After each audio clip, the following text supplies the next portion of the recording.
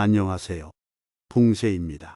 우리는 사회라는 틀 안에서 별의별 인간 군상들을 만나게 되면서 여러 가지 경험을 하곤 합니다. 물론 좋은 경험으로만 가득 차면 얼마나 좋겠냐마는 상대로 인해 마음 깊이 상처를 받게 되거나 불쾌하고 분노에 가득 찬 경험 때문에 그 사람과 인연이 된 것을 후회했던 적도 있을 겁니다. 좋은 것만 남겨가기에도 너무나 짧은 우리네 인생. 지금부터 들려드리는 주변에 두어서는 안 되는 사람 7가지 유형을 통해 보다 좋은 인연으로 가득 찬 그런 풍성한 삶이 되시기를 진심으로 바라봅니다. 첫 번째, 지갑을 열지 않는 사람. 기본적으로 이런 사람들은 당신을 물주로 생각할 확률이 높습니다. 또 누군가 재산이 많거나 더 잘 산다고 그 사람이 돈 쓰는 것을 당연하게 생각하는 사람이 있다면 그 사람은 멀리 하시기 바랍니다. 관계는 상호작용이 있을 때 지속 가능한 것이지 일방적인 관계는 결국 끝이 좋지 못하게 됩니다. 또 돈이 있어야만 노는 사람도 피해야 합니다. 그런 사람들은 오직 놀 상대가 필요할 뿐 인간적으로 당신이란 사람이 좋아서 만나는 것이 아닙니다.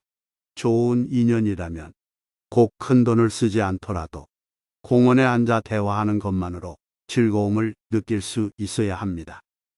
두 번째, 자신이 실패했다고 당신도 실패할 거라 말하는 사람. 경험치나 나이 그리고 타이밍 등 모든 상황과 조건이 다른 상태에서 고작 자신이 실패했다는 이유로 당신도 쉽게 실패할 거라고 재단하는 사람은 피하시기 바랍니다. 당신에게 하는 어떤 진심 어린 조언일 수도 있지만 그 사람이 간과하는 것이 하나 있습니다. 자신의 실패가 당신의 실패를 규정 지을 수 없다는 진실 말입니다. 또 이러한 유형의 사람은 당신이 도전하지 않기를 바라고 있는 것인지도 모릅니다. 막상 당신이 해내는 모습을 보면 배가 아플 것 같아서 미리부터 사기를 꺾으려는 사람들일 수도 있기 때문입니다. 무엇인가 도전해 보려 하는 당신에게 너 나이가 몇인데 혹은 그게 되겠니 등의 이야기로 시도 자체를 못하게 방해하는 사람이 있다면 조언은 감사하나 내 인생이니 알아서 하겠다고 방긋 웃으며 대응해 보시길 바라봅니다. 세 번째, 대화할 때마다 카톡하는 사람. 유달리 한국 사람들은 카톡을 좋아합니다. 이건 개인의 취향이니 뭐라고 할 수는 없지만 대화할 때마다 상대방 앞에서 핸드폰을 놓지 않고 카톡을 하는 사람이 있습니다. 물론 정말 급한 일이 있어서 그럴 수도 있습니다만 좋은 사람이라면 미리 양해를 구한다거나 만남 이전에 급한 일을 처리하고 당신을 만나려 할 것입니다. 당신과의 대화 중 지속적으로 카톡을 하는 사람은 똥이 먼저인지 된장이 먼저인지 모르는 사람입니다. 당신을 중요하게 생각하고 있지 않다는 반증이기도 하며 기본적으로 상대에 대한 배려와 예의가 없는 사람입니다. 서로의 상태를 면전에서 확인할 수 있는 진짜 대화를 내팽개치고 감정과 상태를 알기 어려운 카톡 대화에 몰두하는 사람이 있다면 멀리 하시기 바랍니다. 그런 사람들은 여러분을 중요하게 생각하지 않습니다. 네 번째, 허구한 날술로 인생을 탕진하는 사람. 술 좋아하시는 분들 많으실 겁니다. 물론 술 자체가 나쁘다는 이야기가 아닙니다. 이야기하고 싶은 건 그렇게 매일 술 마시며 인생을 탕진하는 사람을 멀리하라는 겁니다. 술 좋아하는 사람들은 하루가 멀다 하고 술 마실 이유를 기가 막히게 만들어내곤 합니다. 그런데 사실 술 좋아하시는 분이라면 출출하던 차에 누가 오늘 한잔 하자며 다가오면 마지못해 승낙하는 척하며 속으로는 몰래 만세를 부르기도 합니다. 그렇게 주당들끼리 어울리면서 별의별 이야기를 하다 보면 뭔가 생산적인 시간을 보낸 것도 같고 고급 정보도 몰래 나는 느낌이 들기도 합니다. 거기에다가 담배까지 같이 피우게 되면 무슨 비밀 결사대에 소속된 듯한 깊은 전우애까지 느끼기도 합니다.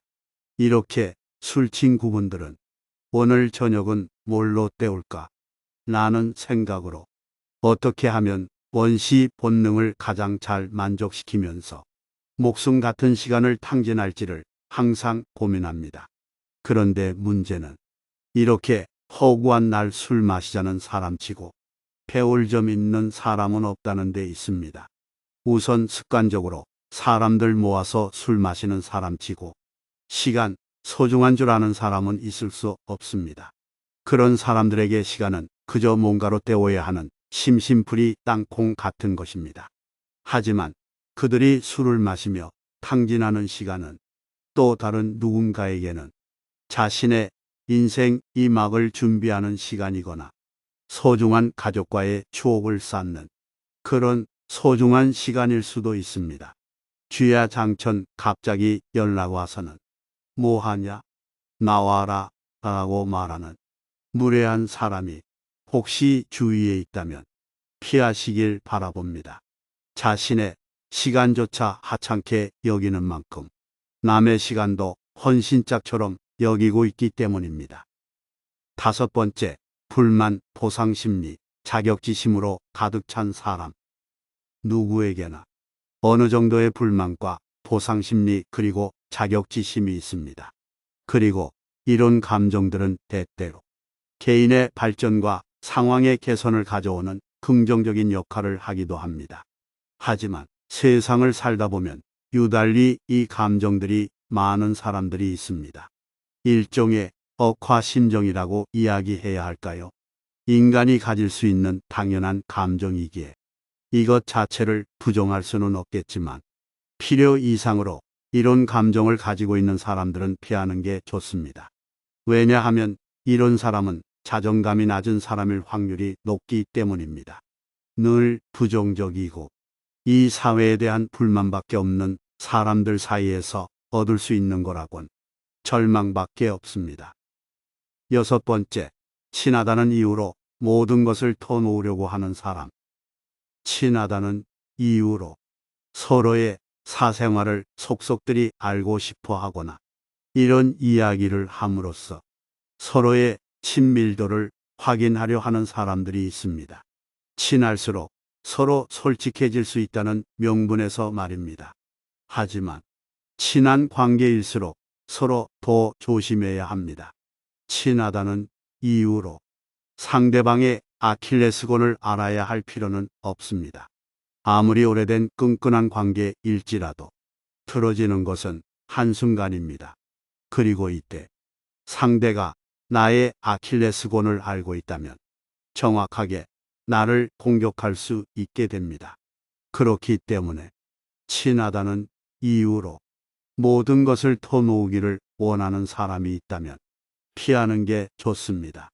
지금 당장은 너무 좋아 보일지 모르지만 그게 언젠가 화살이 되어 나에게 날아올 수 있기 때문입니다.